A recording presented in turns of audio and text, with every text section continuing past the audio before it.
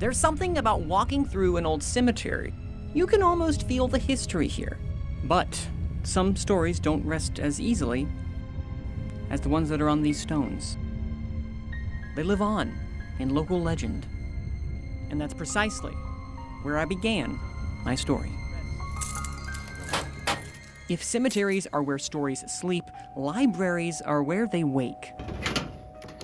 And you can see there is a lot there. Tucked between records and brittle newspaper pages are the breadcrumbs of a community's past. Folklore, ghost stories, legends, they don't just haunt homes, they haunt history. This is just one more means by which people ascribe meaning to the past. It's not a matter of fact in this case, it's a matter of significance. It was here in a folder marked File Legends that I stumbled across familiar names like Lydia and the Little Red Man, but one clipping caught my eye.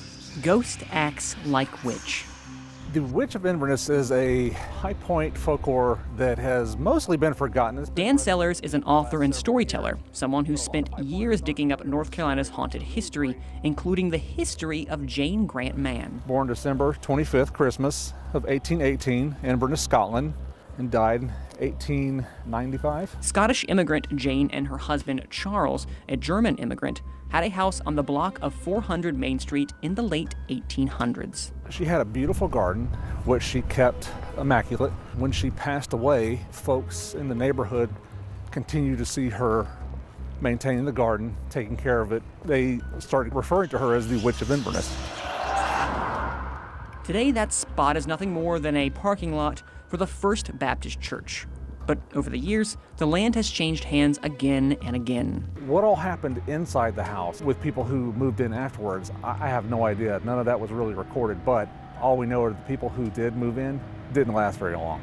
So whether the ghost exists or not, the legacy lives on. These are stories about who we are and who we were. Like moss on an old headstone, if we don't keep telling them, folk tales grow quietly.